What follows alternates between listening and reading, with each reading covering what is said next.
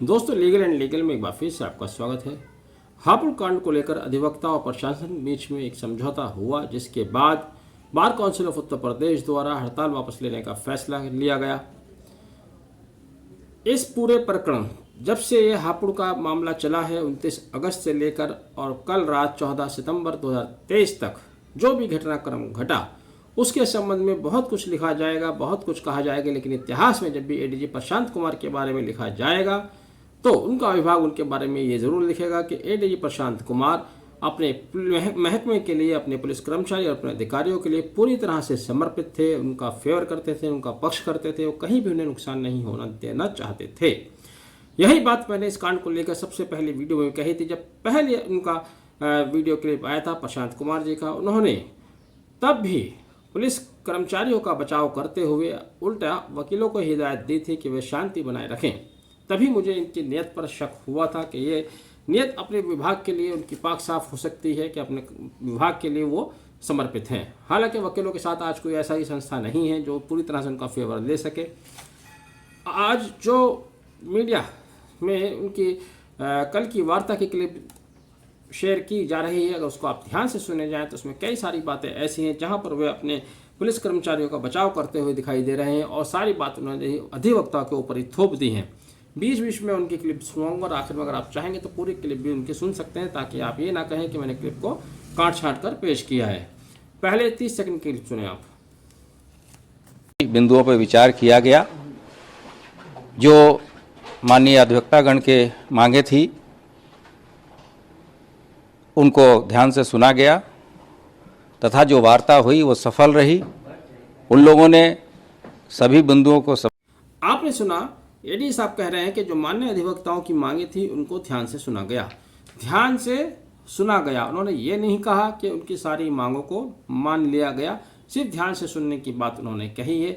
और इसलिए आगे उन्होंने यह भी बताया है कि क्या मांगे उनकी मांगी गई हैं। जो मांगी गई हैं वो बहुत मामूली सी हैं कि दोषी पुलिस इंस्पेक्टर के निलंबन की कार्यवाही, बाकी क्षेत्राधिकारी अपर पुलिस अधीक्षक का स्थानांतरण करना, तो अपर पुलिस अधीक्षक का स्थानांतरण तो कर दिया गया है, निलंबन की कार्यवाही भी जानकारी में नहीं आई है। अब आगे सुनिए कि उन्होंने क्या कहा। उन लोगों ने सभी बिंदुओं को समझ के हड़ताल तत्कालिक रूप से वापस लिया और ये निर्णय सर्वसम्मत। एडीजी साहब कह रहे हैं वकीलों के बारे में कि उन लोगों ने सभी बिंदुओं को समझकर हड़ताल तत्कालिक रूप से वापस ले लिया है। यहाँ पर वकीलों की ओर से सवाल ये उठ रहा है कि वकील अपनी बात समझाने गए थे या प्रशासन की बात समझने गए थे।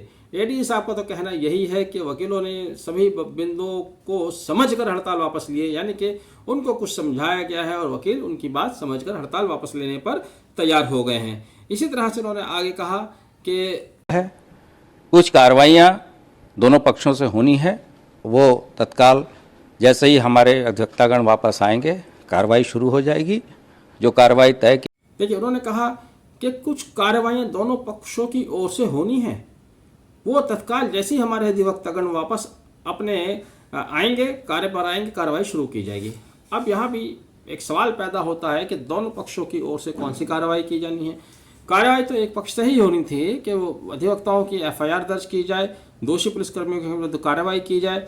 लेकिन यहाँ पर एडी साहब ने पेच अड़ा दिया है कि जो एफआईआर अधिवक्ताओं के विरुद्ध दर्ज हुई हैं उन एफआईआर को वापस लेने का तो कहा है, लेकिन अब उनके साथ शर्त ये लग गई है कि जो अधिवक्ताओं ने पुलिस वालों के खिलाफ एफआईआर दर्ज कराई हैं उन एफआईआर को वापस लिया जाएगा, तब शायद जाकर अधिवक्ताओं के विरुद्ध दर्ज एफआईआर को वापस लिया जाएगा। और वो भी पूरी तरह से वापस नहीं ली जाएंगी। उनमें भी उन्होंने स्पष्ट कर दिया है कि अधिवक्ताओं में कुछ अधिवक्ता अपराधी प्रवृत्ति के भी हैं। सबसे ज़्यादा आपत्तिजनक बयान उनका यही है, आप सुनिएगा। वकील साहबान की तरफ से भी ये आश्वासन दिया गया है कि उनके यहाँ जो लोग भी दोषी हैं, ऐसे आपराधिकृत या अन्य कोड ऑफ कंडक्ट के वायलेशन के लिए उनके द्वारा भी विधिक कार्रवाई उनके विरुद्ध सक्षम स्तर से की जाएगी। पूरी वार्ता बहुत ही सुन लिया। वो कह रहे हैं डी साहब कि जो भी उनकी तरफ अपराधिकृत अधिवक्ता हैं या जिन्होंने कोड ऑफ कंडक्ट का वायलेशन किया है उनके विरुद्ध कार्रवाई की जाएगी। तो यानी कि सीधी सी बात है, अब उन्होंने एक पेच अटका दिया है। बहुत बड़ी जिम्मेदारी bar council of Uttar Pradesh को ऊपर डाल दी है। पहली ये कि आप उन अधिवक्ताओं के विरुद्ध कार्रवाई करें जो अपराधीकृत हैं, अपराधी प्रवृत्ति के हैं। दूसरा, अधिवक्ताओं ने जो एफआईआर दर्ज कराई उन्होंने एफआईआर को वापस लीजिए, तब जाकर पुलिस द्वारा दर्ज की गई एफआईआर वापस होंगी या होंगी भी या नहीं, ये भी अभी निश्चित नहीं है। तो इस तरह से मोटे तौर पर लेग ये रहा है कि उत्तर प्रदेश शासन ने अपनी चालाकी में bar council of Uttar Pradesh के चेयरमैन को फंसा लिया है। यहाँ पर पूरे सम्मान के साथ मैं ये कहना चाहूँगा कि bar council of Uttar Pradesh का चेयरमैन होना एक अलग बात है और एक काबिल वकील होना अलग बात है।